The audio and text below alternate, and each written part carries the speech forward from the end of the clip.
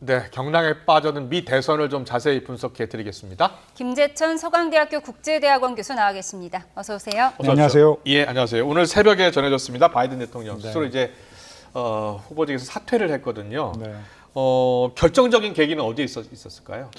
뭐 한 두 번의 변곡점이 있었다고 생각하는데요. 예. 9월 말에 대선 토론회가 열렸습니다. 예, 앞서 기자가 설명을 했고요. 예. 네, 그때 이제 큰 실점을 했고요. 그때부터 후보 사퇴론이 불거지기 시작했죠. 근데 그때까지만 하더라도 뭐 완주하려는 의지가 워낙 확고했었는데 그렇죠.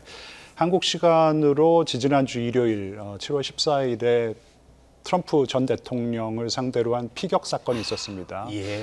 그러고 나서 이 트럼프가 정치적으로 훨씬 더 강해진 것은 분명해요. 그렇군요. 그러고 나서 이 바이든의 정치적인 우군이라고 할 수 있는 낸시 펠로시 전 하원 의장, 예. 그리고 뭐 정치는 아니지만 이 조지 클루니라는 배우가 있습니다. 그렇죠. 예, 돈도 예. 많이 모아주고 정치적인 영향력도 큰 사람인데 등을 돌렸고, 네. 그리고 결정적으로 버락 오바마 전 대통령이 사퇴 압박을 하기도 예. 하고 상원과 하원의 이 원내 대표들이 또 나서가지고 사퇴를 갖다 종용했었는데, 그리고 나가지고 코로나가 걸렸고 집거, 그러니까 격리를 할 수밖에 없었잖아요.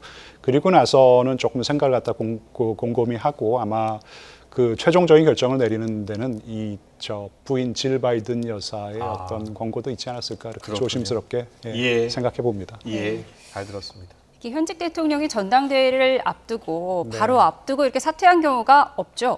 없죠. 예, 1968년에 당시 린든 베인스 존슨 대통령이 중임에 나서지 재선에 나서지 않겠다고 선언을 했는데 예. 그거는 경선 레이스가 펼쳐지기 전이었습니다. 아. 그런데 경선 레이스가 다 끝나고 나서 지금 대선을 목전에 두고 3개월 반 정도 남았잖아요. 네. 예. 그리고 사퇴를 선언한 대통령 후보는 한 명도 없었습니다. 아, 네. 그러니까 전당대회가 얼마 안 남지 않았잖아요. 한 3개월 반? 예. 예. 아니 전당대회예요. 네, 그렇죠. 아니, 전당대회 죄송합니다. 예, 전당대회는 이제 이제 뭐 3개월 좀 8월 넘게 남았고. 19일에 개최가 되니까. 그러니까요. 네, 이게 맞습니다. 한 달도 남지 않은 상황이어서. 그렇죠. 네. 자, 그러면 그 사이에 새로운 후보가 지금 뭐 해리스 후보 이야기 나오는데 해리스 부통령이요. 네. 새로운 후보가 나올지 아니면 해리스 부통령이 될지 뭐 해리스 부통령이 될 가능성이 높다라고 하는데 어떻게 보세요? 한 95% 정도는 해리스 후보가 대통령 후보가 될 것 같고, 예. 왜냐하면은 지금 다른 대체 후보로 물망에 올랐던 이 모든 그 정치인들, 예를 들어 가지고 캘리포니아의 게빈 뉴섬 주지사나 미시간의 그레첸 위트머 모두 다 지금 캐멀라 해리스의 이 대통령직 그렇군요. 그 후보 승계를 예. 지금 적극적으로 지지한다라는 입장이기 때문에 예. 단지 이제 어떠한 과정을 걸쳐서 후보로 공식적으로 추대할 것인지에 대한 조금 논란의 여지가 남아 있다고 생각합니다. 알겠습니다. 선거 자금 때문이로라도 해리스가 이어받아야 된다는 분석이 나오던데요. 네, 그것도 사실 현실적인 고려 사항이었을 것 같아요. 왜냐하면 지금 적지 않은 금액을 모금했는데 네. 한 뭐 한국 돈으로 1,300, 1,400억 정도 그렇군요. 모았다라는 것 같은데, 그게 이제 바이든 대통령 후보 그리고 해리스 부통령 후보 그 티켓으로 그 팀으로 모은 예, 것이거든요. 근데 만약에 아까 지금 말씀드렸던 뭐 게빈 뉴섬 같은 그런 그 정치인이 대통령 후보를 승계한다, 후보직을 네, 승계한다 예. 그러면은 이 모금했던 기금들을 갖다 다시 다 그 기부자들에게 돌려줘야 돼요. 일단. 네, 그리고 그렇다면서요. 다시 기부를 받아야 되기 때문에 절차적으로 굉장히 복잡하기 때문에 예. 그러니까 선거 자금을 활용해서 쓴다라는 어떤 차원에서도 굉장히 현실적인 선택을 한 것이 아닌가 생각합니다. 알겠습니다. 자, 카멜라 해리스 후보는 누구인지 잠깐 볼까요? 1964년생이더라고요. 그리고 캘리포니아 검사 출신이고요. 그리고 2016년 연방 상원의원에 당선됐습니다. 그렇다면 거의 8년 만에 지금 대선 후보가 되는 셈인데요. 네. 자, 민주당에서 바이든 후보가 안 된다고 하는 이유는 경쟁 상대가 트럼프 네. 전 대통령과 승부를 했을 때 이기지 못할 것이다라는 네, 것 네, 때문에 네. 이제 사퇴 압박을 했던 거 아닙니까? 맞습니다. 해리스 후보가 된다면, 네. 해리스 부통령이 후보가 된다면 이길 가능성이 또 높아지는 겁니까?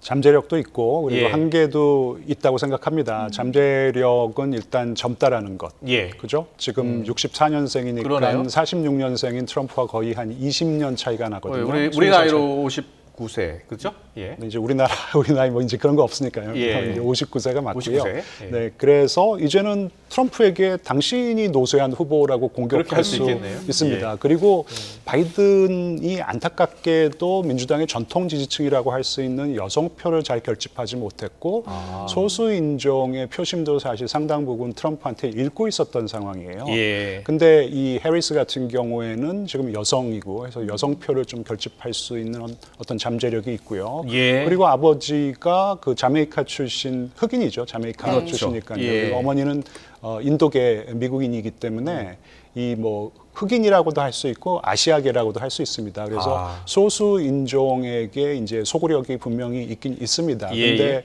한계는 상당히 진보적이라고 할 수 있어요. 왜냐하면 예. 캘리포니아 정치인 출신은 조금 캘리포니아가 어떻게 보면 민주당의 아성이기 때문에 예. 조금 진보적인 정책을 갖다가 추진할 수밖에 없거든요. 그렇군요. 그 예. 동성애 문제라든지 그리고 상당히 좀 진보적인 세제 개혁안을 뭐 지지했고요.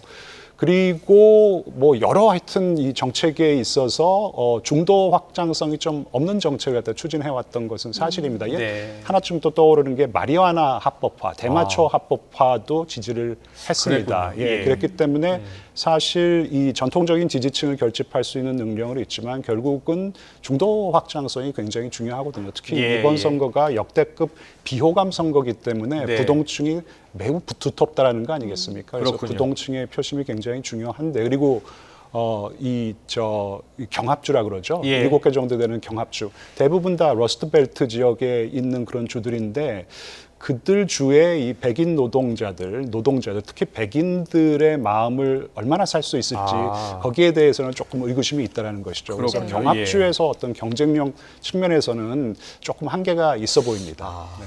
해리스의 경쟁력과 한계 짚어주셨는데 트럼프 전 대통령은 바이든보다 해리스가 더 쉽다고 했어요. 네, 그게 이제 조금 말씀드렸듯이 진보를 아우르고 진보를 결집하는 데는 해리스가 좋은 후보일 수 있지만 중도 확장성에 좀 한계가 있고 그리고 예. 배틀그라운드 스테이트 그러니까 경합주 스윙 스테이트 대부분이 이제 쇠락한 북동부의 예. 이 지역인데 공업 지역 그런 데가 위치한 데가 이제 그 대부분 다 경합주이기 때문에 예. 경합주에서 경쟁력 측면에서는 조금 해리스가 뒤질 수 있다라고 생각했기 때문에 예. 트럼프가 자신감을 보이는 것 같습니다. 그동안 보면 바이든 대통령 교체론 이야기 나왔을 때 가상 양자 대결이 계속 나오더라고요. 네. 그 가상 양자 대결 지지율을 보면 트럼프 전 대통령이 앞서긴 하는데 해리스 부통령이 48 이렇게 나오고 그 당시 때 이제 바이든 대통령이 47이었거든요. 자, 어떻게 보세요? 지금 지지율 저 정도 나온다면 한번 역전을 노릴 수 있는 지지율입니까? 어떻습니까? 그러니까 트럼프랑 바이든이랑 붙여놓으면은 트럼프 52, 예. 바이든, 바이든 한 47 47이요. 정도 나오니까 예. 그러니까 해리스가 뭐 월등한 경쟁력이 있다고 볼 수는 없는 것이죠. 그렇네요. 예. 근데 이제 후보가 교체됐고 이제 새로운 어떤 대선 그런 국면에 돌입하는 것이기 때문에 예. 뭔가 좀 반전은 있을 것이에요. 그러니까 뭐 일종의 그렇군요. 컨벤션 효과라고 할까요? 예. 8월 19일, 뭐 20일, 22일까지 민주당 전당대회가 개최가 되는데 거기서 예. 공식적인 후보로 추대가 된다면은 분명히 컨벤션 효과는 발생할 것이고 그런 효과는 적어도 9월 초에까지는 가지 않을까 싶은데 미셸 오바마 이야기가 좀 계속 나와서요. 7월 2일 조사 보면 미셸 오바마가 50 나왔네요. 그러니까 이제 뭐 약간 때묻지 않은 네. 사람이고 하지만 미셸 오바마가 정치 혐오가 있다. 정치를 그렇게 싫어한대요. 그렇군요. 그래서 예. 버락 오바마가 시카고 대학교 교수를 할 때나 예. 정치하고 싶어 그랬더니 그렇게 뜯어 말렸다고 합니다. 정말 도시락 싸들고 뜯어 말렸다고 할 정도니까 예. 미셸 오바마가 뭐 대선에 나온다라는 것은 이제는 뭐 불가능하죠. 불가능하다. 예. 네, 공화당 일각에서는 바이든 대통령이 대통령직에서도 물러나야 한다 이런 극단적인 주장도 나오고 있어요. 그러니까 다음에 대통령직을 수행할 수 없기 때문에 지금 뭐 후보직을 사퇴하는 것인데 지금 예. 보니까 사실 이번 임기를 다 마치기도 조금 어려워 보인다라는 것이죠. 예. 그러니까 다음 임기 수행을 못 한다면은 지금 예. 임기도 못 하는 것이니까 이제 그만두라고 하는 것이니까 지금 네. 뭐 공화당에서는 어쨌든 간에 지금 뭐 새로운 국면이 발생을 한 것이고 그 국면에서 조금 이제 주도권을 뺏길까 봐 계속해서 공격을 하는 것 같습니다. 그렇군요. 트럼프 전 대통령이 일단은 지금은 당선 가능성이 더 높은 상황이잖아요. 각종 네, 여론조사에서. 네. 근데 그 최근에 김정은 위원장 이야기를 많이 하더라고요. 네. 왜 그러는 거예요? 일단 기본적으로요. 예. 그러니까 제가 해석하기로는 예, 예. 당장 김정은을 또 불러내서 네. 뭐 정상회담을 한 차례 더 하겠다라는 건 아니고요. 3차 회담을 더 하겠다는 건 아니고. 아닌 것 같고 제 예, 생각에는 일단 바이든 대통령의 접근법이라는 것은 독재국가 지도자들과 뭐 협상하고 그러는 것보다는 일단 민주주의 국가들의 지도자들과 잘 지내는 거잖아요. 근데 예. 이 트럼프 전 대통령은 독재국가 지도자들과도 잘 지내는 것이 좋다라는 그런 걸좀 것이에요. 과시하겠다는 예, 거예요. 그러니까 과시하고 그렇게 있는 잘 거군요. 지내고 예. 그렇게 하는 것이 미국의 국익에 도움이 된다라는 입장이지 예. 당장 김정은을 불러내서 뭐 정상회의를 하겠다 그건 아닌 것 같습니다. 그렇군요. 네. 예. 그럼 뭐 시진핑 중국 국가주석이나 푸틴 러시아 대통령과의 친밀감을 과시하는 것도 좀 비슷한 맥락에서 이해할 수 있나요? 그러니까 일단 뭐 관계 관리 차원에서 얘기를 하는 것인데 또 그럼에도 약간 독재 국가의 이 독재자들에 대한 어떤 선망, 뭐 환상 같은 게 좀 있는 것 같습니다. 아. 한 번은 그들 지도자들을 봐라 얼마나 많은 권력을 지금 쥐고 있느냐, 나도 그런 권력을 쥐고 싶다, 뭐 이런 발언을 한 적이 있거든요. 맞아요. 그렇기 때문에 네 조금 뭐 그렇군요. 예, 알겠습니다. 자, 미 대선이 이제 3개월 좀 넘게 남았습니다. 11월 초니까요. 자, 그때까지 여러 가지 변수가 있을 거예요. 지금 네. 그때 뭐 해리스 후보도 아직 확정이 안 됐고 네. 가장 큰 변수가 어떤 게 있을까요? 글쎄 일단 해리스 후보를 성공적으로 추대를 해야겠죠. 그럼 8월 중순쯤 될 거고. 네, 예. 근데 지금 선출 방식을 놓고 조금 잡음이 발생할 수 예. 있어요. 지금 미니 경선을 주장하는 네, 그런 뭐 민주당 경선을 해야 된다라고 의원들도 하는 측도 있으니까. 네, 예. 뭐 조 맨친이나 예. 뭐 로버트 케네디 주니어 같은 경우, 근데 이분들은 다 민주당을 탈당하고 지금 무소속으로 활동하고 있기 때문에 예. 그들의 목소리가 크게 반영이 될 것 같지는 않고, 근데 미니 경선을 하면은 절차적인 정당성 확보라는 측면에서 훨씬 더 유리하고 뭐 또 흥행 측면에서도 좋을 그렇겠죠. 것 흥행 효과도 같은데 있고. 지금 시간적으로, 그러니까 물리적으로 불가능할 것 같고 결국은 이 민주당도 전국위원회가 있거든. 전국위원회를 개최해서 뭐 화상회의를 한다고 쳐요. 예, 다 모이기는 예. 어려우니까. 그래서 거기서 우리가 해리스를 공식적으로 후보로 추대하자. 그래서 그 결정을 결의안으로 명시화하고 네. 거기에 의거해서 전당대회에서 이 롤콜 보트를 하죠. 대의원들이 이제 호명 투표를 하거든요. 예. 우리 뭐 캘리포니아에 할당된 대의원들은 모두 해리스에게 투표를 합니다. 네. 그러니까 그런 식으로 이제 매끄럽게 가야 되는데 시간이 너무 촉박해요. 이게 미국의 선거법이라는 것이 이게 연방제로 채택했기 때문에 주마다 다 다릅니다. 그러니까 네, 어떤 주는 8월 초까지 빨리 후보로 내놓으라 그래요. 그러니까 너희들의 그렇군요. 공식 후보는 누구냐 예. 그러는데 이게 아직까지 정리가 안 되면은 이게 좀 곤혹스러운 상황이 발생할 수 있는데, 그렇기 위해서는 다음 주 안에는 좀 결정이 내야 된다고 결국은 이제 생각합니다. 해리스 예. 시간이 후보가 좀 얼마나 걸려요. 자연스럽게 네. 그 또 후보가 되느냐가 이제 가장 큰 변수가 될 것 같다 이렇게 보시는 거예요? 네, 그리고 뭐 지금 사실 이번 선거는 굉장히 재미없는 선거가 될 줄 알았었거든요. 예, 역대급 비호감 선거고 2020년 다시 이제 되돌이표 선거이기 때문에. 예. 근데 지금 뭐 한 3주 안에 벌어지는 일들 보니까 정말 이 정치는 살아있는 생명체구나. 그래서 급변하고 있어요. 예, 예. 앞으로 한 3개월 반, 4개월 동안에 어떠한 일이 발생해도 크게 놀랄 일은 아니라고 생각합니다. 예. 알겠습니다. 오늘 말씀 여기까지 듣겠습니다.